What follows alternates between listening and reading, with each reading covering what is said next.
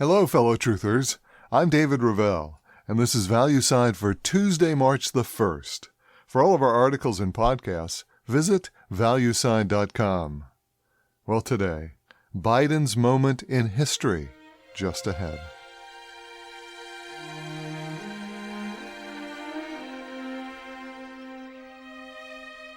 Well, over the weekend, a certain senior citizen went missing. For nearly 3 days, he was not heard from early afternoon Friday until mid-morning Monday, but for one brief phone call, he was gone. Now, ordinarily, I suggest that we call the police, begin a search party, but in this particular case, we don't have to worry. This senior is always surrounded by the hired help. You know, the Marines, the Secret Service, the aides de camp that keep the resident of 1600 Pennsylvania Avenue company. Because this particular senior citizen also happens to be President of the United States. And before Joe Biden, I didn't realize that the presidency was a part-time job. No doubt Biden was taking some days off to prepare for tonight's State of the Union address, an affair that's become routine in its formulaic recitation. Political points for his party, jabs for the other side. So tell me, anything happen over the weekend that Biden might have missed? Well, only the threat aimed at this country of a full thermonuclear war.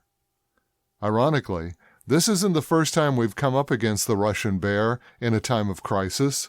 It's almost 60 years to the day that another American president was also faced with a major Russian, or as they were known back then, Soviet ultimatum. Like Biden, John F. Kennedy was relatively new to the job, having been elected just a little more than a year before. While the Russian leader Nikita Khrushchev was an old hand at the world stage. In a bold move of aggression, Khrushchev had begun to put intercontinental missiles into Cuba, a place so close that the U.S. had no defense should he hit the button. The U.S. would be put in perpetual servitude to the whims and wishes of Russia should they succeed with this plan. It would be blackmail taken to an all-new level. Kennedy rose to the occasion. He immediately understood the threat and determined to meet it. The U.S. armed forces around the world were put on their highest alert. Soldiers, airmen, and all the ships at sea were expected to react to any further Russian aggression on a moment's notice. The president, who was also out of town at the time, quickly flew back to Washington, gathering around him his cabinet, the Joint Chiefs of Staff, and selected analysts to devise a strategy. Ultimately, it was decided that a U.S. blockade would be the most prudent and least likely to cause direct provocation. So it was that Cuba was cut off from any further shipments of Russian missiles. Khrushchev turned his ships back to Russia, withdrew those missiles already in Cuba, and the world was once again at peace. But it was a very close call, and most historians agree it was perhaps the closest the world came to all-out nuclear war, averted by a fast-acting and decisive president. Contrast that with today. The Russian behavior is eerily similar to those many years ago.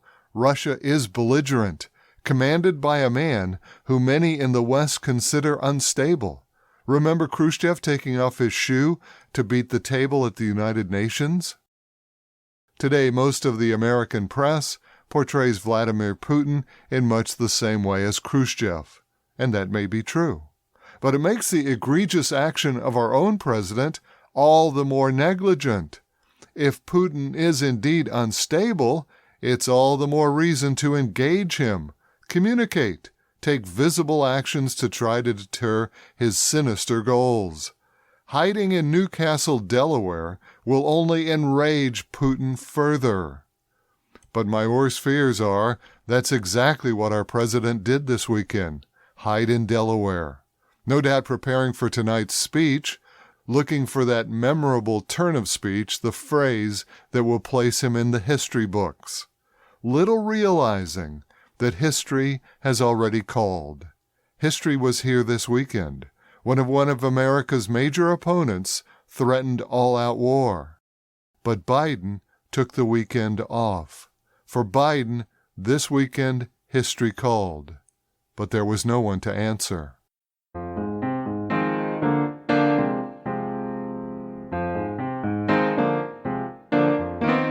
Now, in overnight economic news, European markets report in at about a 2% loss right now as they try to weave their way through that conflict in Ukraine. U.S. stock market futures are also down about a point this morning. A little later, we'll get the latest reading on the Purchasing Managers Index for the U.S. This reading has been consistently positive, reporting in somewhere in the mid to high 50s. The street expects that to be the case today.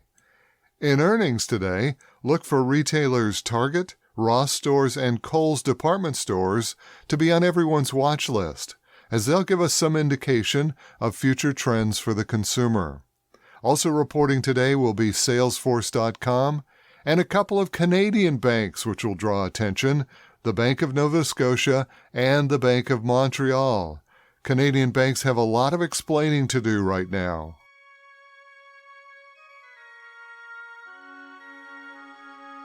And that's the value side for this first day in March. For all of our podcasts and blog posts, visit valueside.com. I'm David Ravel. ValueSide is independently written and researched. The views expressed are strictly my own.